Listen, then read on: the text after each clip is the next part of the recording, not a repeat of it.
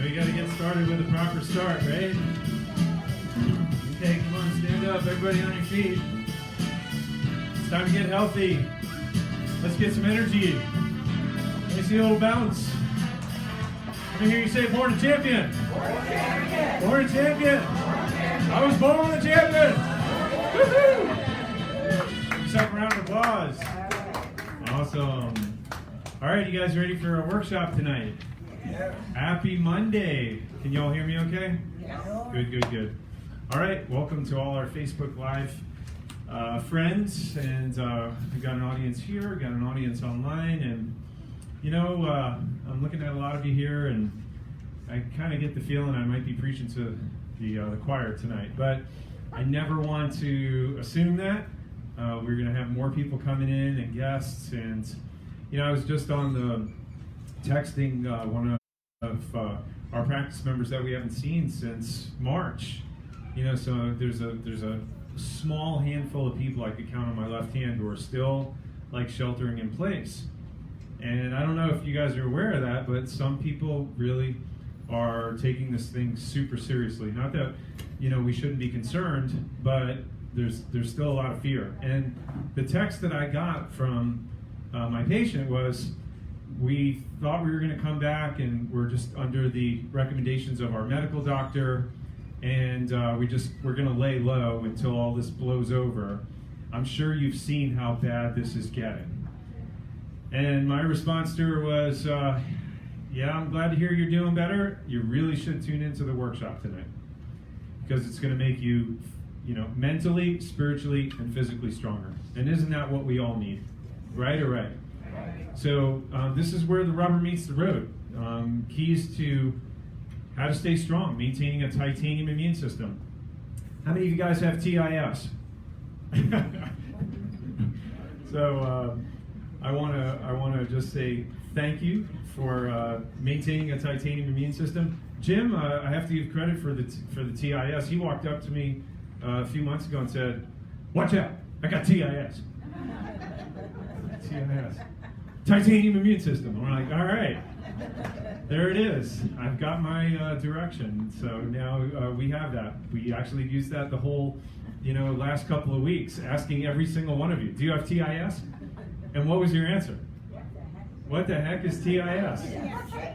Right. Somebody was like, no, I don't have, that's the thing with the jaw, right? No. We had a few people say that, so we had fun with that. So the titanium immune system is obviously, you know, making sure that your immune system is as strong as possible. If your immune system is working at peak potential, what's the likelihood that you get colds, flus, COVID, cancer, right? The risk starts going significantly lower as your immune system gets significantly stronger. And that's what tonight's about. So keep learning, keep growing. Got a great workshop tonight, but a month from now we've got another one, Healing Your Broken Brain.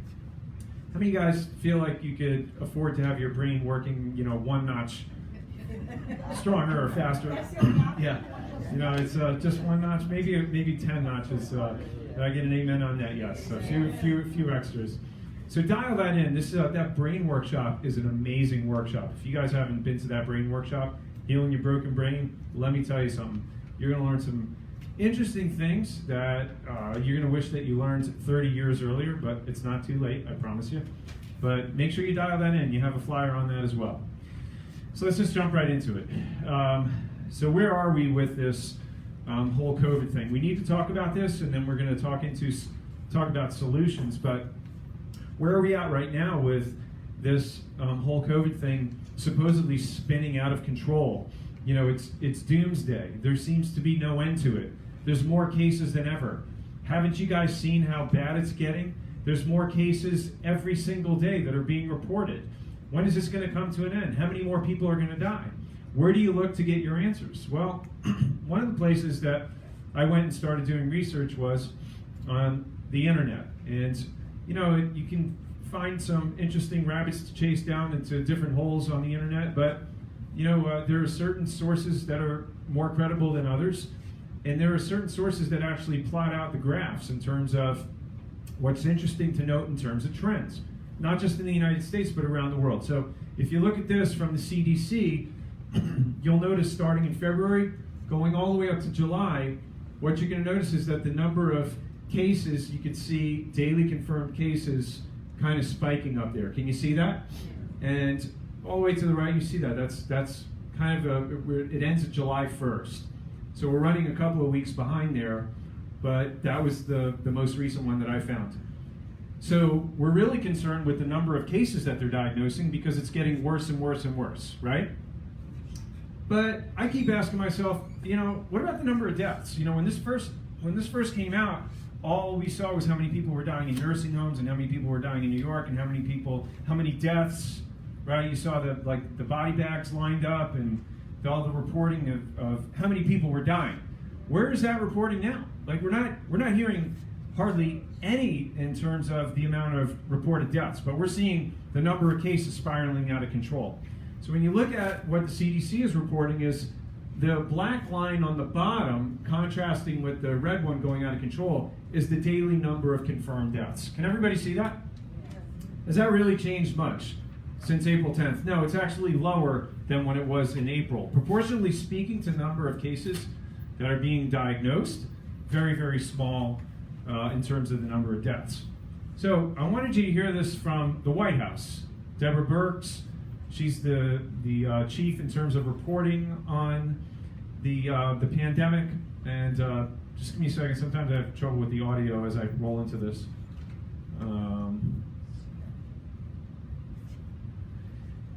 Listen very carefully to what she says about the testing and the accuracy of the testing. I'm just going to do another 30 seconds on testing.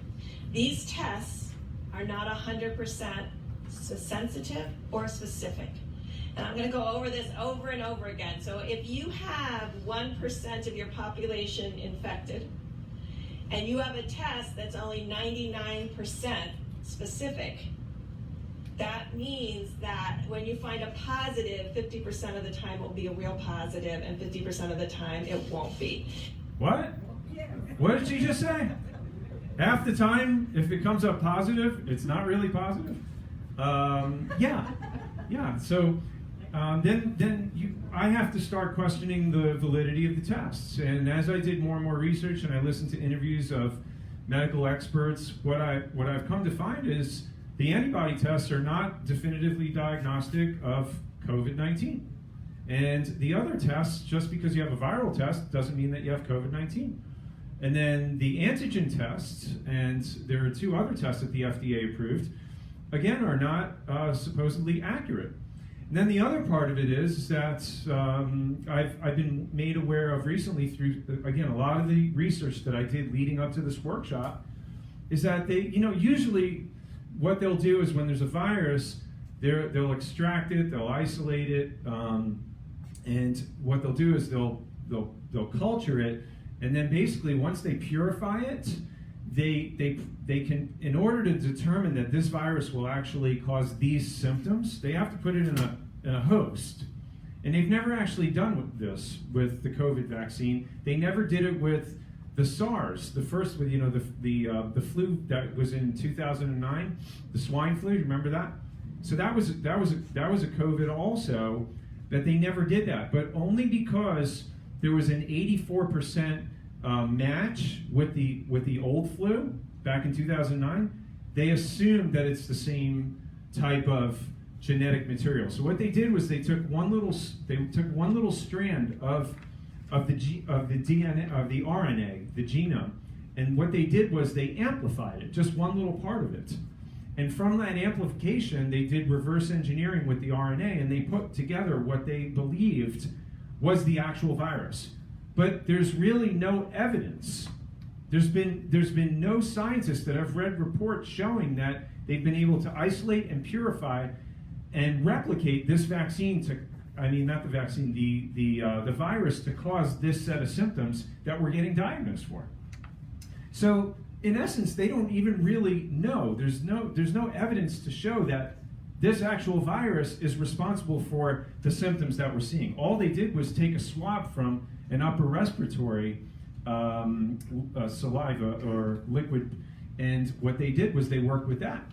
But we're seeing a lot of different symptoms with this disease, aren't we? And everybody's different.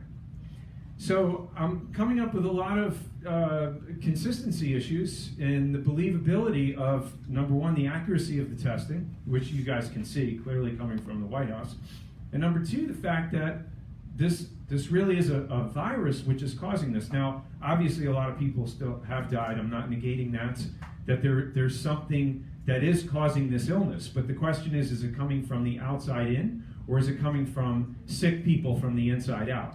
Because what you've noticed is that people who are obese, people who have diabetes, people who have upper respiratory infections, people who are already sick, the vast majority of the deaths are happening to these people. So again, the question is it something that's coming from the outside in that we're trying to protect ourselves from? Or is it something that the body is dealing with from the inside out? And this is what I keep coming back to. I'm looking for research. I want to do the right thing to help you. I want to do the right thing to help make it, everybody as, strong going through this as possible. But I'm finding a lot of inconsistencies. The sharp increase in cases is not proof of the disease spreading, but rather the spread of what? Testing. Yeah, we're doing more testing. We're testing, back in the end of May, early June, Florida was testing 30,000. Then it went to 40,000, 60,000 people a day, 80,000 people a day, 100,000 people a day, right? And of course, the more testing that we're going to see, the more what? The more cases that we're going to see. Were they testing that many people back in March or April when that was happening? But where was the death count? Woo! Way up high. And now the death count is not even anywhere close to that. So if you look at this, according to the CDC, the COVID-19 mortality, which has declined for the last 12 weeks straight, is currently at the epidemic threshold. What does that mean? Every week for the last 12 weeks, the death rate has gone what? Down. If it goes down any further, COVID-19 will no longer be considered a what? An epidemic. Did you know that? Most of the public know that. No. All we're doing is we're reading the news reports, we're watching TV, watching the news, and we're buying into the fear, the panic. Yeah, this is coming from the CDC. Why isn't anybody talking about this? Why isn't anybody talking about the trends? Because you could clearly see what's happening with the trends, reporting from world authorities. Laboratory confirmed COVID-19 associated hospitalizations. Starting in March, peaked in April, and where are we right now? We're well below where we were in March and April. We're way down there. We're not even close, and it's going further and further down. Again, these are people presenting to the hospital with what? COVID-19 associated illness. Are you getting this, guys? Did I pull this out of my hat? Pulled it off the CDC website. Why are people not talking? Why are news anchors reporting on this? Why aren't we reading about this in the newspaper? Why? Because we're getting the narrative that the media wants us to get. Who funds the media? Big Pharma. What kind of financial interest do they have in all this? Well, if they scare the bejeepers out of you enough, then you will be lining up for a vaccine. I can guarantee you that. Right or right? Most people will. If you won't, I guarantee you most people will. So the question is, will you be getting that vaccine? I won't. I know most of you guys here won't. But what do you think about the vast majority of the people who are buying into the fear-mongering, who are buying into the panic and the fear of what we see on the news, what's most easily accessible? And unfortunately, I know a lot of people that are. But as in the past, I'll recap what I always teach you, is that, this is from J. Anthony Morris. It's the chief vaccine control officer from the FDA, who's no longer the chief vaccine officer because he said something which compromised his job. He said there is no evidence. What does he say? There's what? No evidence that any influenza vaccine thus far developed is effective in preventing or mitigating any attack of the flu. And that doesn't just go for any flu vaccine. That's going to go for the COVID vaccine also. It's not going to be any difference. A vaccine is a vaccine, any way you crack it up. So you're talking about a $35 billion market. Billion, that's with a B, guys. Can you imagine the financial incentive behind global immunization? Every man, woman, and child being vaccinated. You not being able to go to work unless you get vaccinated. You not being able to enter Fresh Market unless, and I know you don't care anymore, right? you not being able to go into a Home Depot or a Walmart unless you could show proof of vaccination. That's what this is coming down to. Yeah, that's what this is. This is all going to, this is what the agenda is now. I'm not a conspiracy theorist, but there's got to be a bigger picture. We've had flu outbreaks before. This is not the first time. But this is diverging from anything that we've ever had before. And we've got to ask ourselves the reason why. Why is this happening? Why are our civil liberties being attacked? If you look at the way things happened in Nazi Germany, there were a lot of similarities in terms of, hey, you need to do this because it's the right thing to do. Never mind what your freedom is. Now, I'm not going to go all into that, but you have to ask yourself, are some of these things valid? I don't know, but when they're talking about the vaccine and they start passing laws that require you to have a vaccine, that's the beginning of the end. And I hope there are some of you in here who are willing to step up and fight for that, because I know I will. So going back to the H1N1, again, the 2009 outbreak, everybody was wearing masks for that swine flu. Same as we are right now. They published this in the Public Library of Science Medicine. They said that there were 4 supplementary studies that were launched after an April 2009 school outbreak, which provided the first signal of the association between seasonal flu shots and pandemic flu illness. So here's the association. The study, which took about 2,700 people, found overall that the likelihood of needing medical attention for pandemic flu was 1.5 to 2.5 times greater among people who were vaccinated the previous fall. Did you get that? Okay, so the people who have the annual flu shots are much more likely to have other health problems and complications every year going forward. So is a vaccine necessary for immunity, or do these diseases sometimes go away by themselves? Well, if you look at that graph on the right side, that was the measles death rate, decreasing all by itself long before the vaccine was introduced. You see 1915 it starts, all the way to 1965. The vertical line going straight down shows you when the measles vaccine was introduced. It was already on its way down in the United States and Great Britain. Death rate was already on its way down.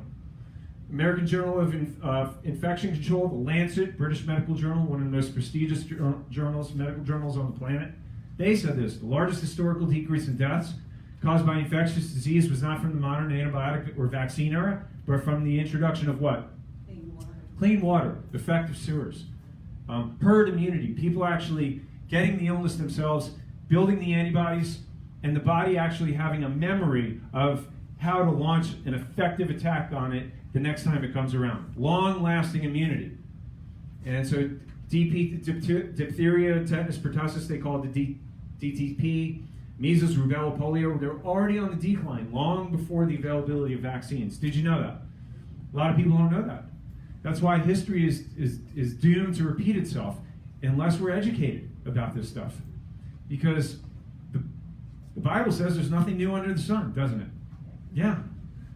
So, do you know what's in a vaccine? I have these just in case anybody wants one of these. Aluminum, which causes what? Alzheimer's disease. Beta-propiolactone, which causes cancer. Formaldehyde, which is what they embalm dead people with. You can wait. I don't want it until then. Okay. Human and animal cells, monkey kidney cell pus, aborted fetal tissue. Did you know they use this to culture vaccines? Did you know that? Chicken embryos, mercury, obviously high correlation with autism and Alzheimer's disease. What else? MSG, which is a neurotoxin. Not to mention, there are world-renowned leading immunogeneticists who have said if you have 5 or more consecutive flu shots, your chance of getting Alzheimer's is what? 10 times higher than if you had 1, 2, or no shots.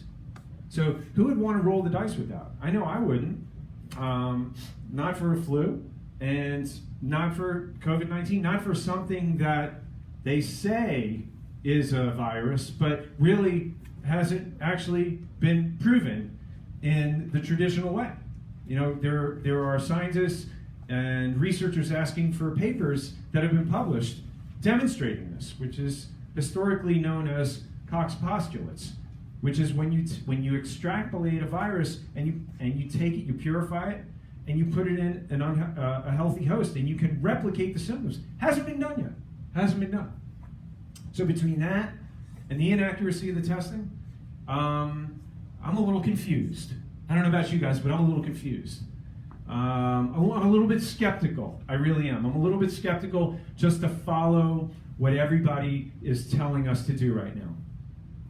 I'm just telling you how I feel. Everybody's got their own opinion. If you look on the internet, you can find whatever information that you want to support the opinion that you already have. And that's generally what people do. Vaccine risks. Is there a toxic fluid? Yeah, you better believe it. And the earlier you get started with vaccines, the more toxic it becomes. With children, there's a greatest risk because by the time they're 5, 6, 7 years old, they've already had 80 shots. So it's a buildup of heavy metals and other toxic ingredients. And the administration, especially when it's done in combination, like the DPT or the MMR, measles, mumps, rubella. So the trivalent vaccines are especially very toxic, and that's where we find the side effects. Now again, it's for parents, I strongly urge you to do your research on this. I don't tell parents they should or shouldn't vaccinate. I simply share with them what I know, the research that's available, and what I've done personally with my family. I never had any of my kids vaccinated. And they're just fine. They do fine. Long-term consequences of vaccines also. Repeated vaccination at a young age substantially increases the risk of what? Influenza at older ages, right? It's possibly due to the overall weakening of the immune system. So when you vaccinate, you're bypassing many, many different components of the immune system, and you're mostly just focusing on the antibody-antigen components. There are many multiple components of the immune system that get bypassed, and basically you're training your body to fight with one hand behind its back. So that's part of it, and to simplify things. However, getting the infection naturally appears to what? Strengthen the immune system and decreases the risk of being reinfected. Longer lasting immunity comes from natural immunity. When you get it, you got it good, and you got it for a long time. Preventing symptoms from expressing themselves may set up for reinfection and more serious disease in the future. Did you know that your body has its own defense system, right? Somebody coughs on you, sneezes on you, you're kind of, you've seen people freaking out right now. They're just like, they don't want to get too close to you. But what happens if somebody coughs on you and there's a virus in there and it goes down your throat? What happens? Well, what have you got going on? You have mucus that traps it, right? That's the first line of defense. If it is swallowed, what's another line of defense? You have stomach acid. Hello? This is all part of the immune system, right? You have skin. Can viruses penetrate your skin? Not unless there's a laceration or a cut, right? If you have an open wound, that's a different story. This is all primary lines of defense for your immune system. After that, if it gets past the stomach, then you have something called phagocytes, which are like Pac-Man. They come and they kind of clean house, and they know what to do. And you know what? If they get overwhelmed by viruses or bacteria, then they call in the what? The lymphocytes. Yeah, those are the big white blood cells, and they'll come and they'll clean house too. And the lymphocytes are the T cells and the B cells. How many of you guys heard of the B cells and the T cells, right? Now that's where you get your memory, your long-lasting immunity from. Because if they're coming out into battle, they're going to form those antibodies, and they're going to know how to fight that infection for how long? For life, forever. So that's a pretty good system that your body has, you right? And do we recall that? Do we remember that? Do we have any confidence of that when we're reading the news, or we're watching news anchors, or reading the internet and listening to all these people? No. All we hear is that you better buck up because that virus is coming straight for you, buddy. Yep. And it doesn't matter what you do, it's jumping into your body, and you're in deep doo-doo. So, what's my mindset? No. Greater is he that is in me than he that is in the world. Right? Right? So how, the solutions spiritually in your life, mentally and physically, it's never outside. It's what? It's inside. Yeah. The Bible teaches us that if you listen to the Holy Spirit, if you're led by the Spirit, right, then you'll be in the Lord's will, and that's a safer place. But that's coming from the inside. That's being interdirected. Well, guess what? Physically, we are interdirected also, but some of us have knowledge of this, and some of us don't. Some of us think that health comes in the form of a pill, potion, a lotion, from the outside in. Why? Because we've seen a lot of drug commercials that have taught us that when you're ill, you take a pill. Yeah, that your body's weak, it's defenseless. And nothing could be further from the truth, because we're fearfully and wonderfully created, right? In His image. That's what we know as a child of God. That's who we are. So when I hear all that other stuff buzzing on the outside, I say to myself, I see, I hear, but no, that is not going to cause me to walk in fear or tremble, because I know that my body is strong. I live my life in a certain way. Do you guys eat good? Do you pay particular attention to your nutrition? Right? Do you exercise? Right? Do you try to manage your stress? Right? Do you get adjusted? All right. Are you being proactive? Yes. So why do we walk in fear? Why are we, some of us, or our family members or friends, being allowed to be led around by our nose? It shouldn't be like that. So symptoms are the cure. Fevers actually what? Fight virus and bacteria, right? Fevers actually fight the virus. At 102 degrees, bacteria are immobilized. At 103 degrees, viruses are immobilized. Did you know that? Haven't you heard them say out there the heat is good to kill the coronavirus? It's nothing new. It's not novel. It's not a novel virus. Okay, so this has been known for a really long time. Diseases are shortened by letting the fever run its course. And anytime my kids have ever had a fever, I bundle them up. I didn't try to take the fever down. I bundled them up and I got them adjusted and I kept them hydrated, because I know fever is good. How many of you guys know that fever is good? Yeah, elevated body temperatures are what kill viruses. So you got to give your body a chance to heal itself. The symptoms are the cure. Everybody say that? The symptoms are the cure. Yeah. Sniffles, sneezes, and fever are what? They're good for you. They clear the airways of harmful irritants and allergy-causing substances, right? Coughing rids the body of bacteria and viruses. Where does this come from? Johns Hopkins School of Medicine. If you take fever-reducing drugs or cough suppressants, what is that doing? Shoving the junk back down into you. Your body's trying to get rid of it, right? It's trying to, the mucus is what's trapping the bacteria and the viruses. The body's trying to get rid of it. The mucus. It's a trap, right? So what does a decongestant do to mucus? It breaks it up. What is it doing in the healing process? It's stopping it, dead in its tracks. Decongestants, Alka-Seltzer, any of these fever-reducing medications. What are you doing to the healing process when you take these medications? When you stop the symptoms, you're stopping them. So what you're saying to me is that symptoms are good? Right, is that what you're saying? Are you saying that symptoms are actually good to help your body heal? Is that what you're saying? Yeah, that's what it sounds like you're saying. That's what I'm saying. Yeah, the symptoms are the cure. Is that what you're saying? The symptoms are the cure. If you shut the symptoms off, you shut the healing off. All right. Now, there are certain times where you need to go to a hospital. Don't shut the door on that. If it's a life, threatening emergency, go to the hospital or do what you got to do to get medical attention. That's what that's there for.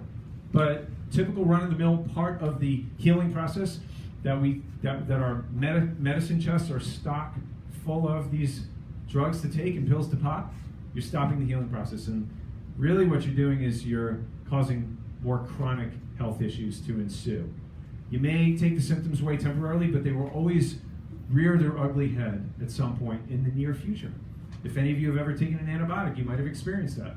Within a few short weeks, you come up with another infection, right? So we know that bacteria they can be killed with antibiotics, but what happens if you're given an antibiotic when you have a viral infection? Have you ever been given an antibiotic and they never actually determined what was causing the illness that you went to the doctor for? Right? They didn't take a blood sample, a throat culture, or anything like that, but yet you left their office with an antibiotic. What does that do for if you have a viral infection? Nothing. It actually made you worse because now you've destroyed the normal gut flora in your, in your gut, and that 80% of that is responsible for the immune system. So that's why people constantly have bouts with reinfections when they take antibiotics in an inappropriate situation. All right, so you've got all these things: sniffles, sneezes, coughing. But what are we told to do now when we have those symptoms? Don't cough on somebody else. You don't want to get them sick, right? And so I can understand that. I understand out of courtesy and wanting to protect other people, the idea behind wearing masks. I get it. As early as April, it was published in the Journal of the American Medical Association. Again, like one of the premier journals that we look to for medical information. They said face masks should not be worn by healthy individuals to protect themselves from acquiring respiratory infection because there is what? No evidence to suggest that face masks worn by healthy individuals are effective in preventing people from becoming ill. Now, why would that change, in May or June or July? Why would that change in 4, 8, or 12 weeks?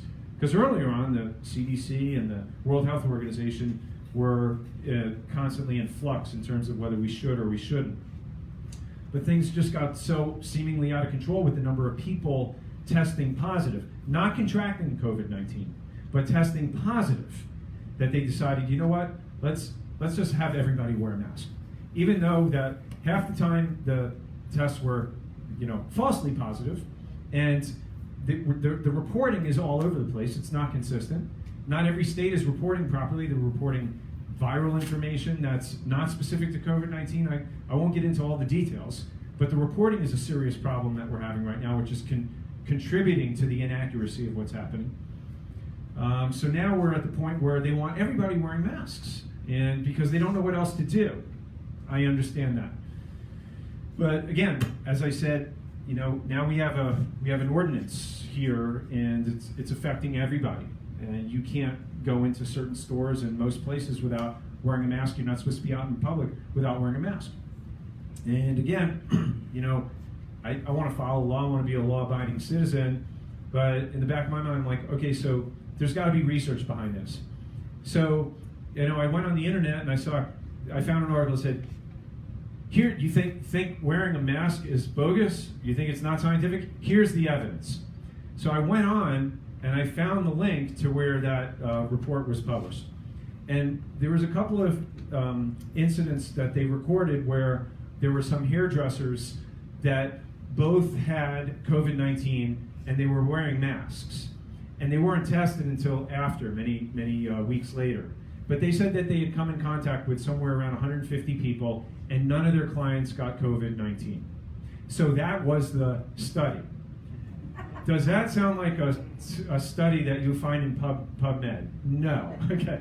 And then I watched another video where and again, this is stuff that you find online. Like, here's the evidence of why face masks work. So I went on. I watched this video, and they recorded this guy saying "get healthy," and while he was saying "get healthy," you could see the stuff spraying out of his mouth at a very high level. He said "get healthy," and you could see all the droplets flying from his face, but it was on like a special screen that you could see how much was flying out of his mouth. And they measured it, and there was a numerical value, and then they put a mask on him, and then you could see almost nothing coming out of his mouth. And they said, you see, the masks really do stop the transmission of the disease. Well, okay, that's just talking. First of all, the guy didn't have COVID. Okay. Second of all, it wasn't a real study. Okay. Third of all, when you look and see something that's been published in the Annals of Internal Medicine, you'll find something completely different. That the size of the particle, in terms of microns, how small the COVID virus is way smaller than the surgical masks can actually trap. And then I went and I found another piece of research that said, no, that's bogus. Here's an epidemiology expert who says that they will trap it because all the sputum and stuff that comes out of your mouth, that's what's going to trap the virus. But what this study shows is that when you wear the mask for a long period of time, what happens is it takes the virus from the inside of the mask and it takes it to the outside of the mask. So the more you start touching your face and messing with that mask, the more highly transmittable that virus becomes. How about that? Is this enough to make you crazy? Yeah, that's how I felt. I've been doing this for like the last week, looking at every particular study from every angle. And I'm telling you guys, whatever you're looking for to support whatever you already believe, you'll find it. And if you believe in this whole germ theory, that germs cause disease and you're powerless, and it takes down healthy people, you'll find all the research in the world to support that.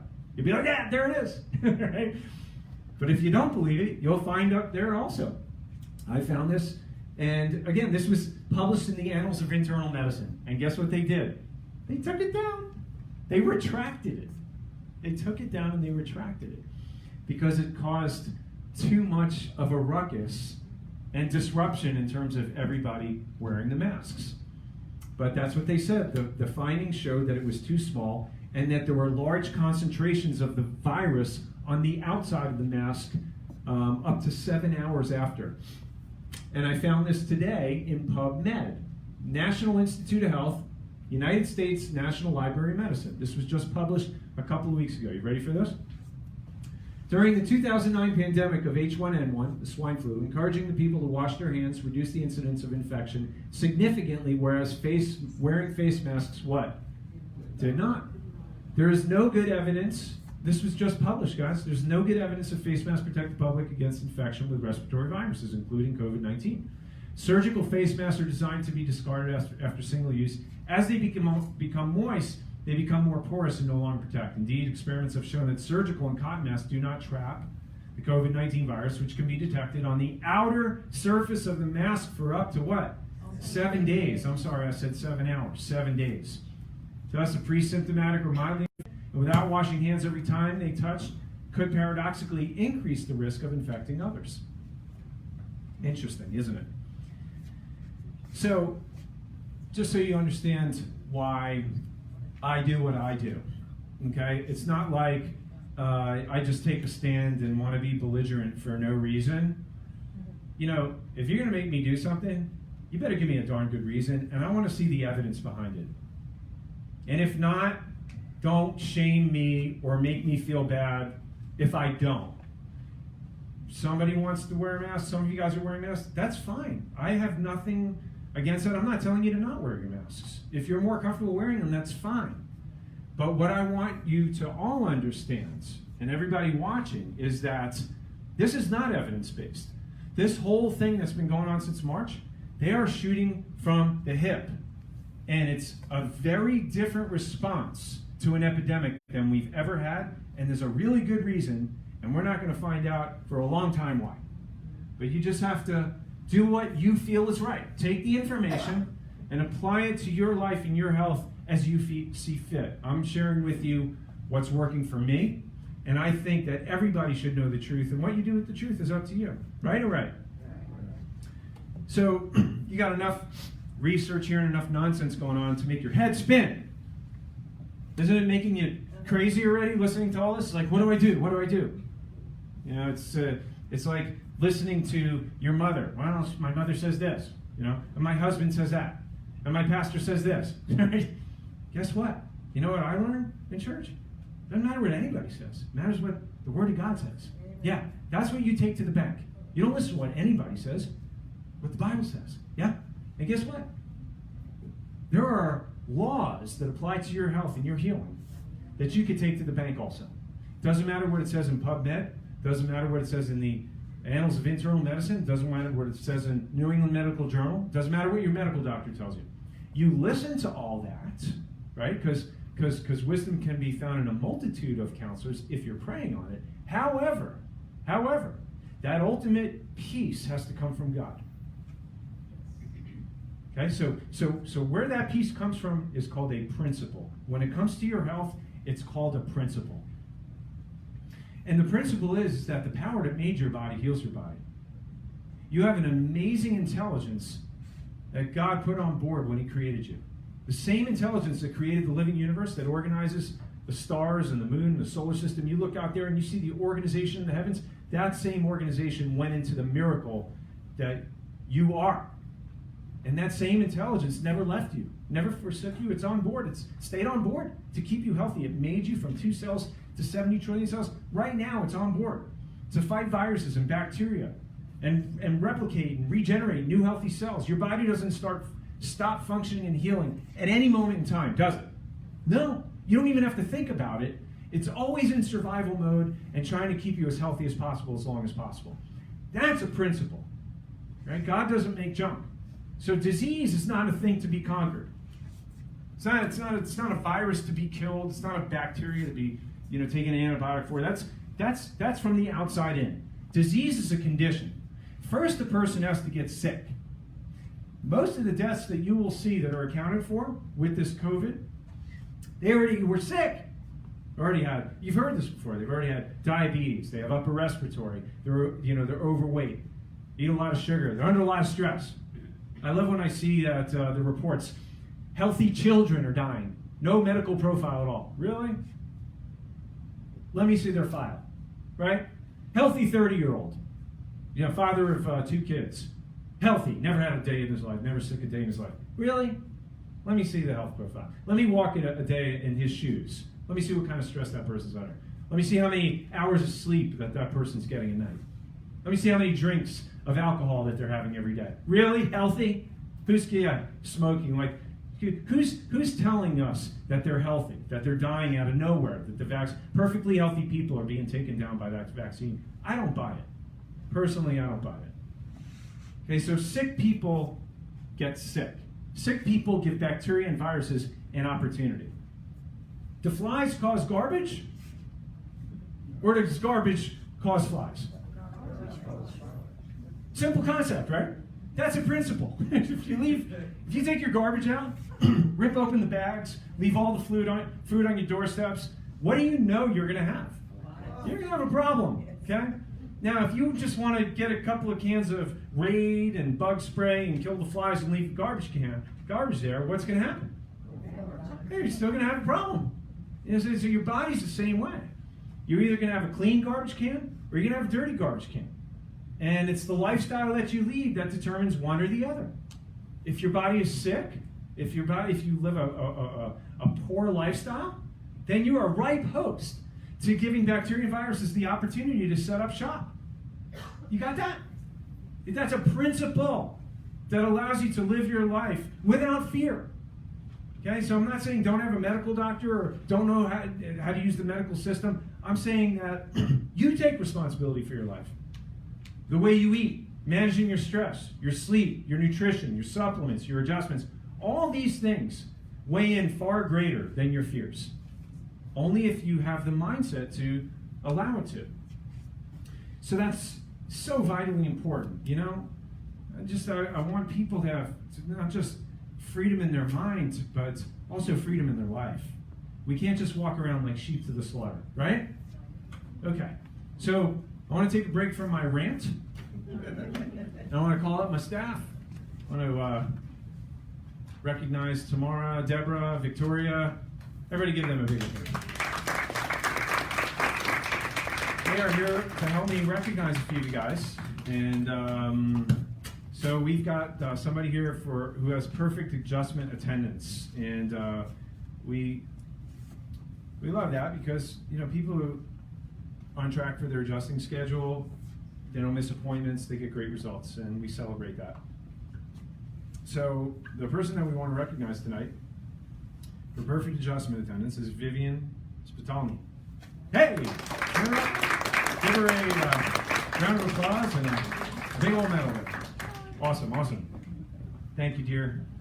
And then we have another one. We have our University Core 4 degree, Elevation Health University Core 4 degree for continuing education, constant never-ending improvement. This goes to Elizabeth Johnson. There we go.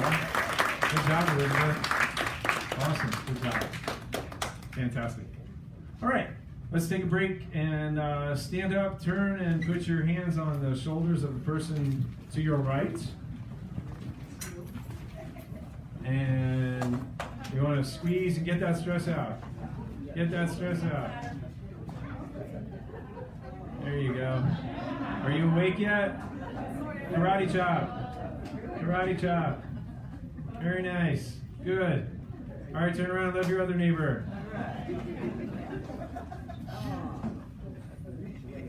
That's good. All right, karate chop. Very nice. Get that blood flowing. Wake your neighbor up. All right, give yourselves a round of applause. Oh, I got t-shirts here. Heads up, guys. Coming at you. Woo! Heads up. There you go. I didn't hit anybody in the head, did I? Sorry. They are soft. Okay. So we said disease is a what? A condition. Disease is a what? A condition. It's not a thing to be conquered, it's a condition. So how do you correct the condition? Well, function, fitness, nutrition, and education. So these are the core four, the lifestyle ingredients that we need to get healthy, to build health from the inside out. Let's talk about your weight. Talk about whether it's obesity or overweight. Remember, 30 to 35% of our population is obese. So you look at that and you factor that into how many people are getting sick, getting ill now, getting diagnosed or dying from COVID. This is a big factor, and that's what this study shows, that there's strong evidence indicating that excess adiposity, which is belly fat, negatively impacts immune function and host defense in obese individuals. So without going into it, obesity and diabetes are a huge risk for COVID-19. Why is that? Because of the inflammatory response, which lowers your what? Which lowers your immune system. So I want to talk to you about that, because for some of you guys, you may want to consider losing 5, 10, 20, maybe 30, 50 pounds. I don't know. But now is a good time to start thinking about how to do that. We have an amazing weight loss program where we've had several people, I mean, literally hundreds of people. I've taken thousands of people through this program in the last 5 years. But now it's really just exclusive to our practice members. I used to do it all around South Florida. Now it's just exclusive to our practice members. And we're still getting amazing results. People losing 15, 20, 30 pounds in 30 or 40 days. But not just weight. Losing belly fat, losing visceral fat, the fat off your liver, your heart, the internal organs. Your metabolic age going down. Like if you're 50 or 60 years old and your metabolic age is like 80 or 90, your metabolic age actually corrects itself, goes down to what your chronological age is. And that means your metabolism is corrected and it's moving very, very fast, and it helps you keep the weight off. So we do a body composition analysis, not just once, but when you're on the program, we follow up. Every couple of weeks we do another body composition analysis, and it shows us how you're not just losing weight, but your body fat is going down, and your muscle mass and your water weight is going up. So you're losing the right weight in the right places, and that's the difference between just losing weight and actually getting healthy and losing fat. Does that kind of make sense? So I want to share with you one of our testimonials here. My name is Wendy Giscombe. Today, it's my 40th day, and I have lost 24 pounds. The thing I love most about this program is, for me, my energy level was way down. With this program, I'm more agile, flexible. I can play with my son. I'm not tired, so I would recommend this program to anyone. Maybe you might be skeptical, but it does work. Look at me. Good job. Great job. Yeah, she lost some good weight. She looks good now, that's for sure. And she's got great energy, and she's a happy camper. So that's what the body composition analysis looks like. If you're curious and you'd like to get tested, Deborah can set up an appointment with you. She can do the body composition analysis with you, show you where you're at as a baseline, and then tell you about the program and see if you're a candidate for it, see if it's a good fit for you. Normally, to do the testing is $99, but at the workshops we do a special for only $27. So that's a special appointment. Deborah can make that for you.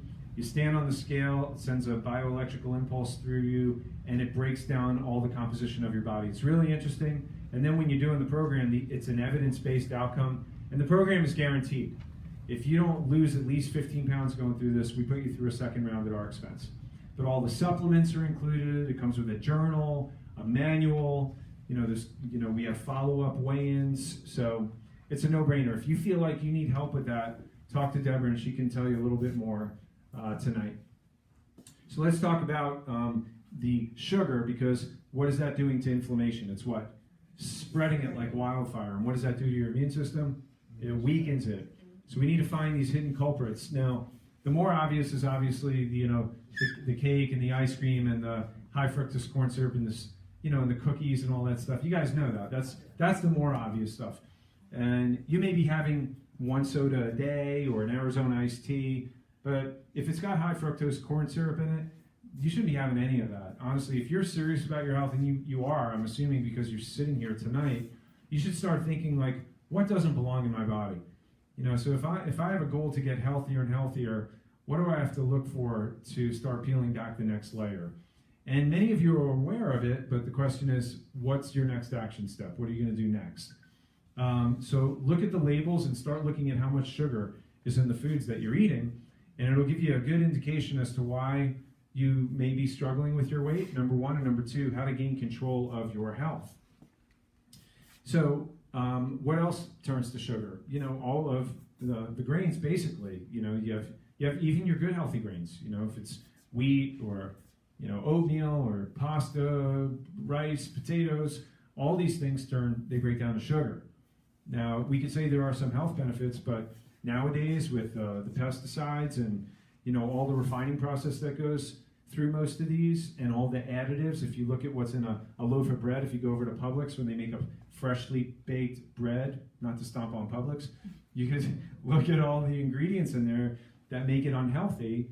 It doesn't take long to see that when you start peeling this out of your diet, your weight will go down so fast it'll make your head spin. Your energy will go up, and you'll feel better than you ever have. So I guess the complex biological process by which this is happening is when you're having these carbs going, what is it doing? It's causing your blood sugar to go up. Insulin goes up, and when insulin goes up, you have an inversely proportional effect on your immune system. So when insulin goes up, fat storage gets turned on, and there's an inflammatory response. And conversely, your immune system is going to be weakened. In general, I won't go into all the specifics, but I will say this: if you're having this every day in some place for dinner or for lunch, you may want to think about going, at more days where you don't have that, where you're just having fruits, vegetables, proteins, fats, and just eliminating those complex carbs. Are you with me so far? Okay, so maybe 1 or 2 days you can have your rice or your potatoes, and once you get things under control, you might be able to start adding more stuff in. But if your weight is seemingly under control, and you have high body fat, that means you're fat on the inside, maybe not fat on the outside, and that's not healthy either. What's the only way to know that is to have the body composition analysis, because that really, you may not be that overweight, but your body, your fat, and your visceral fat could be off the charts. We call that skinny fat people. And again, it's very, very unhealthy. You wouldn't necessarily know it unless you had the body composition analysis, and that'll tell you exactly what your body fat percentage is, not so much your weight. So take a look at that and understand that there's a cause and a what? An effect, right? So when it comes down to creating a titanium immune system, you're looking at something that's closely related to the paleo diet. Maybe not exactly, but you guys are familiar with it, right? You don't really see any grains in there. You see nuts and seeds and vegetables, some low sugar fruits. You'll see fatty fish, maybe some grass-fed meats, and some eggs. And so you're not looking at all those carbs in there, and it's a very, very healthy way to go. Even if you did it for just a short period of time, I recommend that you try it for a short period of time to help your body heal. It'll be helping to reduce the inflammation. You may knock some weight off, and you'll have more energy. How does that sound? Great. Good deal. Let's talk about supplements. Some people take supplements, some people don't. I find that people who are really serious about their health, they understand that supplements are not really a recommendation anymore. If you're serious about your health, supplements are an absolute requirement. Because when you're looking at the depletion of the soil as it's happened in the last century, the trace minerals and all the minerals and all the constituents in the soil, which gave us the healthy components of the fruits and the vegetables, it's void. It doesn't exist anymore. Very, very little is left of that in the soil. So we need to have supplements, even if you're eating a healthy diet, even if you're eating lots of fruits and vegetables. You know, are you buying organic? Are they filled with pesticides? You know, by the time it hits your kitchen table, how long has it been since the fruits have been picked? You know, you're talking about 5 days or a week, it's already lost 80% of its nutritional value. Do we even think about that? Is that a problem? Yeah, if you're not taking a supplement, where are you getting your nutritional value from? It's empty nutrition, empty calories. It looks good, it may have good color, it may taste good, but how are you getting your vitamin C? How are you getting your vitamin D?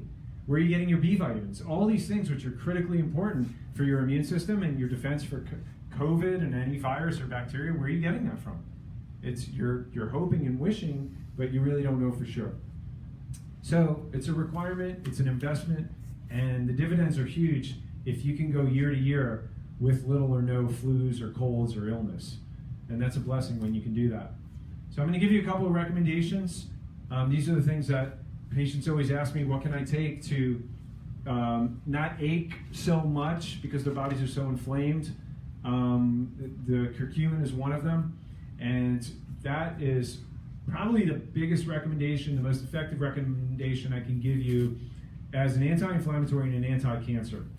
And obviously if it's anti-cancer, then it's going to be good for your immune system all around.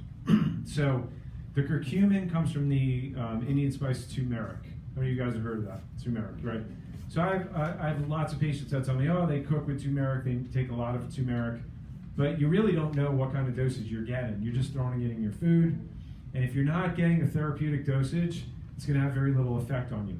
So the people who tell me that their knees hurt, their elbows hurt, their back hurts, this hurts, that hurts, I have them take therapeutic dosages. What is that?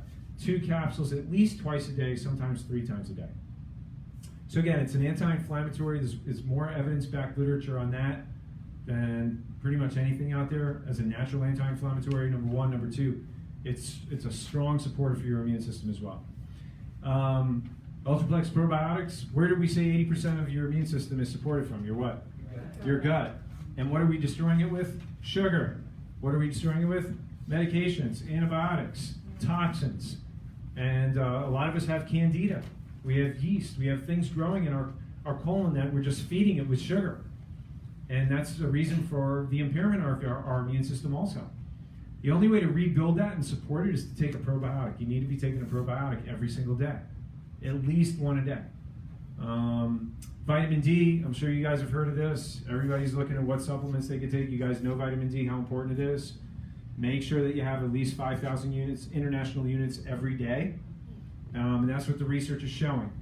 That the data from 20 European countries found that the probability of developing and dying from COVID-19 is negatively correlated with mean population vitamin D status. Both probabilities reach 0, which means 0 chance that somebody gets the disease and dies from disease when the D levels go above 30 or 30 nanograms or 75 moles. So that would mean that you need 5,000 international units for that to build up in your blood. Got that? So the vitamin D capsule that you get with the Ultraplex is 5,000 international units. That's what you need.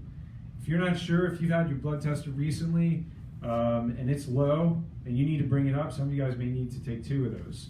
But once we get it into the 70 plus range, we want to keep it there. Darker your skin, the more sun exposure you need to raise your vitamin D level, as well as the elderly. You guys know that. Vitamin B, very, very important for your immune system also. B vitamins are very, very important for your nervous system, your adrenal, and your immune function. Anybody have stress? What takes care of that? The adrenal glands. If your adrenals are fried, you're not having any support with that stress, you need the B vitamins to help you with that also. So as I was saying, the B vitamins vitally important for your immune system, basic foundational component. We talk about the complete clean. This is a shake that pretty much a lot of us do every day. How many of you guys do a shake in the morning for breakfast? Good, excellent. So I have this every day after I work out because it's loaded with protein. Very low carbs and 26 grams of protein. So it's almost a meal replacement, but the great part about it is it has a multivitamin in it, and it's got different components which help address different factors that your body needs. Gastrointestinal supports, detoxification support. It's got N-acetylcysteine we've talked about before, which helps to boost your body's phase 2 liver detox. So that is a primary defensive role against toxins, bacteria, viruses. Cytokine balance, which is, again, to support inflammation. So if you did nothing else, if you didn't take any other supplements, you'd have a low-level support system, a daily low-level support system of detox, gastrointestinal support, anti-inflammatory support. For many of you, you're healthy, you've been taking supplements for a long time. This is like a foundational component. I don't go any day without having 2 scoops of this in almond milk or coconut milk. We went away for 10 days. We went camping. I went with my family. We went out of town. Guess what I took? I took a brand new thing with me. I was away for 10 days. Usually lasts me a couple of weeks. I wanted to make sure I didn't run out. And so I still have it every day. Even when I go out of town, I take it with me. It is the breakfast of champions. What happens, because it's low sugar, you have that with good fat in the morning, like almond butter and berries and coconut milk, whatever. You don't have a lot of sugar, so your insulin doesn't go up. You stay in fat burning. That's the best way to get your body into fat burning. And you're starting clean, and you've got all of your nutrients. You're starting your body with all of the good stuff in the morning. So I'd recommend that you try it if you haven't tried it yet. Strongly recommended. My kids are pretty good with this stuff also. But for the supplement suite, we haven't done this in a while, but we're offering 15% off of all 4 of those if you get them all together. They're synergistic, so they're designed to work together and have an amplified effect. If you know that you don't have TIS, if you're not sure you have TIS, and you want to work on building it, then that's what I recommend. And if you want to get the shake with all that, you get the 15% off. Without the supplement suite, you can still get the shakes for 10% off. That's all I'll say about that. There are limited quantities. See Tamara and Victoria on the way out before you leave, and they can get you set up with that. If you're watching online, you can order it off our website also, elevationhealth.com, elevationhealth.com. So what's the number 1 factor that can weaken your immune system? Is it exercise? Is it sugar? Is it stress? Well, I got one more important for you. It's your nervous system. Yeah.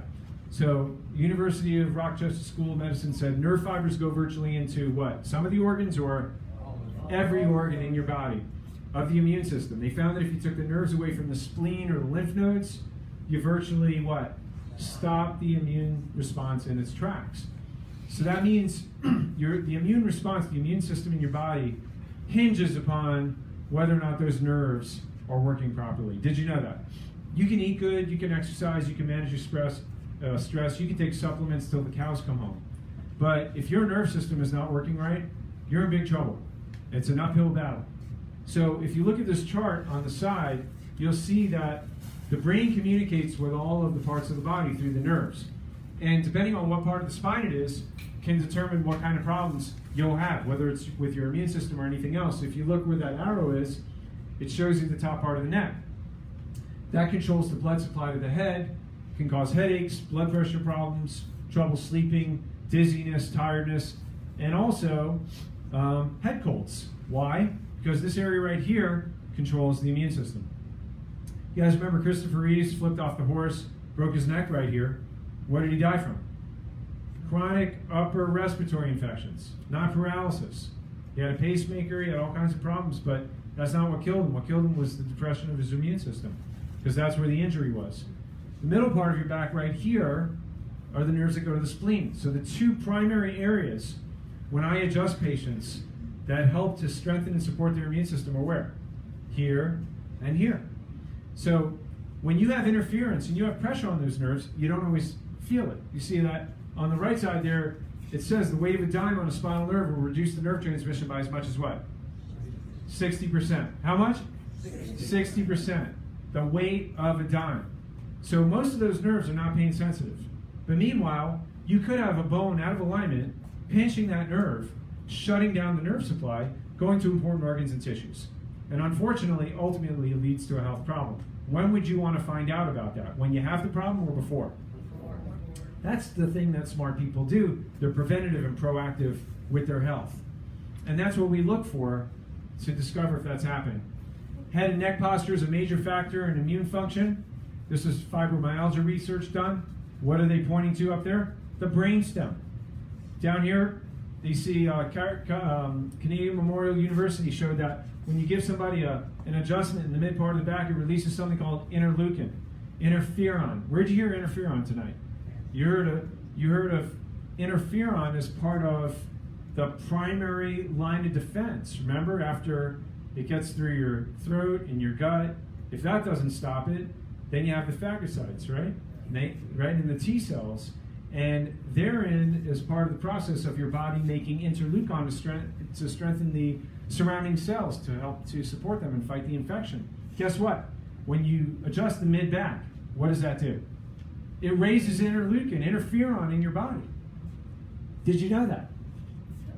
What is that worth? Well, if you know that Chiron Pharmaceutical Company makes a synthetic form of that, and they charge anywhere between $5,000 and $10,000, and you're getting it with a chiropractic adjustment, what is that worth? I don't know, but I say priceless. All right, so HIV and AIDS research showed that people who got an upper cervical adjustment here had their white blood cell count 48% greater. In the control group who got actual chiropractic adjustments, the patients who had AIDS, versus the people who got sham adjustments who had AIDS. People who got the sham adjustments who had AIDS, their blood count didn't change. The people who got real chiropractic adjustments, just at this level, what happened? Their CD4, the white blood cell component, went up by how much? 48%. Just one place, one adjustment. What does that tell you about the brainstem? What does it control? The immune system. What does it control? The immune system. So next time you get a cough, sniffle, sneeze, or flu, what do you think the smartest thing that you can do to support the immune system is? Get adjusted. Wow, what a concept. What's the smartest thing you can do to keep your immune system strong during a pandemic? Get adjusted. Very good. Yeah. Again, I knew I was preaching to the choir. I hope there's some people listening out there. Get adjusted. You want to be on the offense, like whether you're wearing a mask or, sanitizing your hands, getting adjusted is part of the offense, but it's the most important part. If you're just sanitizing and wearing a mask and sheltering in place and you're not getting adjusted, you're missing the biggest and most important part of keeping your immune system strong. Right or right? Yeah, so I'm giving you the research here. Dr. Gottfried Gutmann, medical doctor, Department of Pathology, Boston University School of Medicine, studied 1,000 infants with birth trauma. You see how they're pulling the baby out by the neck? Hands, vacuum extractor, forceps, more than 90% of the time causes sprain strain at the level of the neck with the infants. The study revealed that infants who were adjusted showed improvement with colic, restlessness, fever, and seizures. He concluded that abnormal nerve function may lead to a lowered immune system and is a causative factor for ear infections and tonsillitis. Did you know that? So what could cause abnormal nerve function? Subluxation. When the bone shifts out of alignment, it puts pressure on the nerve here. That nerve is what's responsible for controlling the muscles. And if the muscles are in spasm in a child and the ear can't drain properly, what does that cause? An ear infection, yeah. So we see the same thing that this doctor studied 1,000 infants. I raised my family like that. I always made sure that they were clear that they never had a problem, so they never had an ear infection. I was always correcting the cause before the effect ever had a chance to develop. So my kids had all of these things, falling off the roller skates, falling off the trampolines, falling on their head, falling off their bikes, black eyes, cracking their head open on the fireplace, sports injuries. Did your kids have that? A lot of us? Yeah. But my kids didn't wait 10 or 20 years to find degeneration in their spine, which is the end result of that happening 10 or 20 years earlier. Because when those bones get knocked out of alignment, the pain may go away, but like a wheel out of alignment on your car, does it ever go back into alignment by itself? No. And what happens to that tire as you keep driving the car on a wheel that's out of alignment? Yeah, it's always going to wear out faster. It's going to lead to a problem. I remember my kids had all this stuff, but as soon as I saw that happen, I adjusted them to make sure that it didn't lead to any problems. We didn't take any chances. And because of that, we've been blessed The only thing I've ever had to take them to the hospital for or a doctor's for stitches, for trauma. That's it. So these are the 10 Yachters. Now, I don't have 10 kids, but you're looking. I took a trip up to see my brother. He's down there. That's his wife, Mindy. He's down there right below him. That's me, you see there. Their 2 daughters right there, and their son, Joseph, Belle, and Juliet. And so those are my nieces and my nephew. And next to him is Leon. That's my middle son. Yvette, Josh, my oldest son. He's getting ready to go to chiropractic school. My youngest son, Gavin. Now, what do all these kids have in common? The mom was adjusted all throughout their pregnancy. Kids were all checked and adjusted like within minutes or hours after they were born.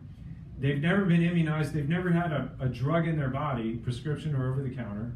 And when's the last time they've been to the doctor? Never, unless it was an emergency. Like I said, my kids went there, I don't know, 10 years ago for stitches. But that's it. And the same thing with Mindy and my wife. They haven't been to the doctor since we got married, since they learned all of this stuff.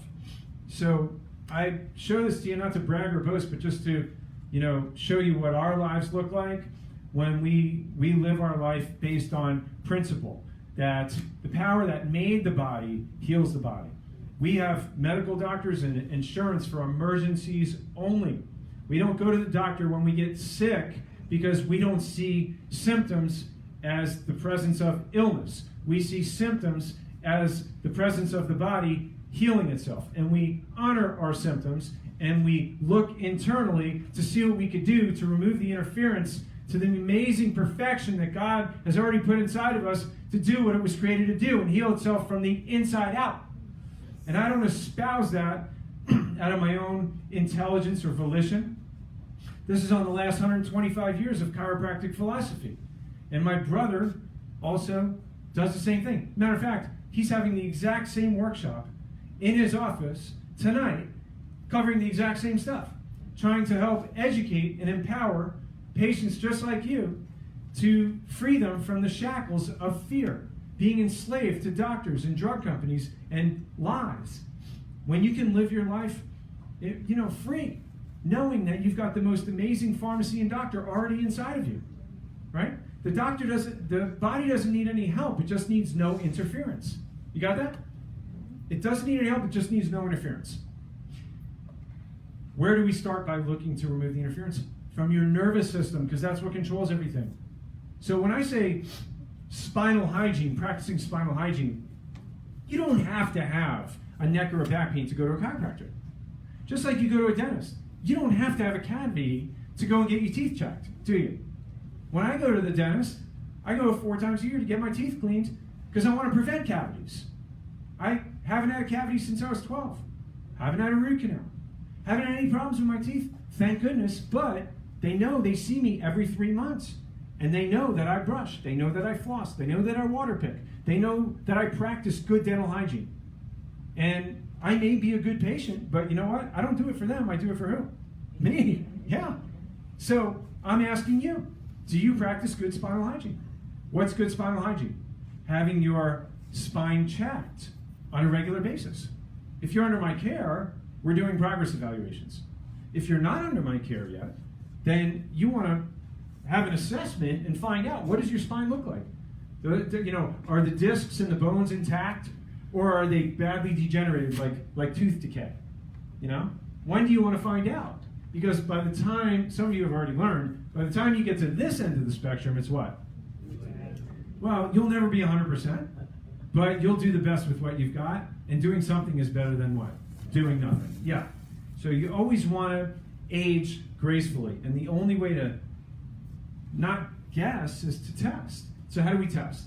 We do a thermography, and if the thermograph test shows us that there's patches of red and there's problems in there, and there's asymmetry in the infrared heat pattern, then we're suspecting that there are problems.